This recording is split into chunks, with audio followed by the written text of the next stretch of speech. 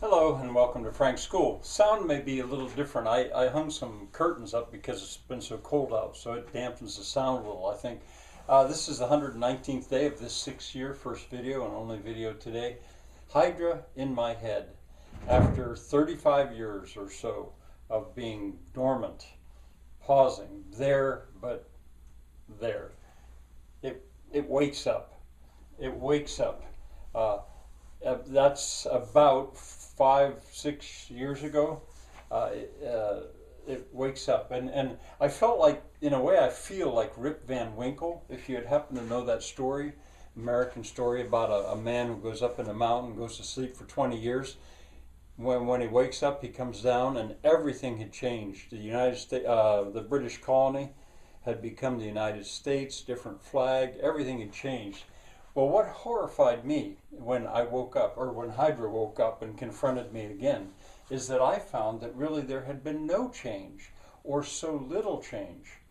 And I was really horrified at that, because at the point that I had left the Decentralist Manifesto, that was right at the cutting edge, and so was Wedge's paradigm, and it may still be. All that time had passed, and there seems to have been nothing of substance that had changed. It horrified me. I'm going to erase things as I go. I think it'll be easier for me. So what was it that woke it up? Why did Hydra, that had kind of left me sort of alone, wake up? And when? When was it? Well, I don't know if I can answer this exactly, but my dad, my mother, and Jane's parents, they had died during this time. And the result after Mom died was, here was an inheritance issue again. And I think of it as the second inheritance war. And it also had some very nasty parts to it. But you know, that just happens. I wouldn't say that Hydra, that was part of Hydra, because so often that just happens. But anyway, as a result of it, finally, when the dust settled, you might say, my cousin, of the 600 acres that my grandfather had, my cousin, my sister and her husband, and my cousin and her husband, my sister and her husband, and Jane and I still owned the land. None of it had been sold out of the family. By far, most of it was owned by my cousin. A lot of it, mountain ground, was owned by my sister and her husband. And then here where the buildings are, here where the original village had been, was owned by my wife and I. We actually owned land, about 37 acres out of the original 600. But we owned land. That's the first time in all my life. Always before, the final call on what happened here was being made by my dad and my mother, and especially my mother. But now, you know, so that was probably one of the major things that woke it up. Retirement. I had retired from teaching, finally. I was very old considering for a teacher to have taught that long before retirement, but I finally did retire. So in a sense, I was rested and maybe ready to do battle once again with Hydra.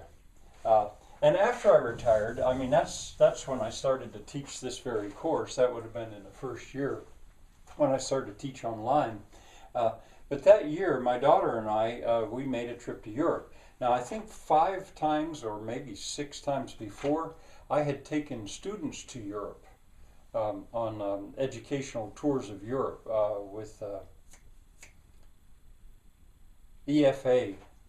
EFA was the company, I think. So I'd been to Europe, and my daughter had gone with me on 2 or 3 of those times, and then others, my son once. I'd gone to Europe, but this was different. This time I wanted to go to Europe sort of on my own research. I was not trying to go to hit the big cities. I wanted to go, and I talked about this in the first year quite a bit. In the second year, if this is Europe, instead of going London toward Rome, I wanted to go this way toward Portugal, and did so by train. I wanted to see the land. That was in the year 2012. But that was, I don't know, you might have said that was just personal curiosity. But on that trip, as I say, when I went through northern Portugal and saw Minho and the polyculture there, It's like that was like an epiphany. I mean, that really woke me up. Later on down in Lisbon, I was told a woman said she heard what I was trying to do here, and she said, "You need woofers." And I said, "Woofers, what are they?" And I found out about woofing. Those are, in case you don't know, they are willing workers on organic. No, now there are worldwide opportunities on organic farms. Portugal is quite big in that, and I'll certainly tell you more about that. The Hawklings, maybe that was it. Shirley had become my Facebook friend or online friend. I don't know if it was Facebook, but online friend about the year 2010. Seems to me it's been more than 6 years. It seems like almost 7. But in that trip, I finally got to meet her and her husband. And then by fall of that year, 2012, they came here to the United States and stayed on the farm for about a week. And during that time, Thomas, who's an engineer, he didn't have that much to do. Shirley was helping me build things like the shelves around here. Thomas didn't have that much to do, and he pulled the Decentralist Manifesto off the shelf, or saw it, or I pulled it off, and he looked at it, and he took it, and he read it. Blew the dust off it, and he took it and he read it. His English is very good, and his comment was, "It's too bad you didn't publish that." That was like 35 years before, or 40 years before. And maybe that's what got me thinking about it, that, well, maybe I ought to take a look at it. Well, anyway, the result of this, of waking up and finding out that really nothing had changed of significance, I thought, could that really be? And I set off on a search in a way to find the cutting edge. Where was the cutting edge of thinking about ecology and decentralism? In search of the cutting edge, and I'm still in search of that cutting edge. And in the process, there's, if you've wondered why I call this Hydra, well, hundreds of heads popped up. And don't worry, I'm not going to go through the hundreds of heads because mostly I've just lopped them off. But there are some heads left. And that will then take me into the current battle with Hydra, or friendship with Hydra. Bye for now.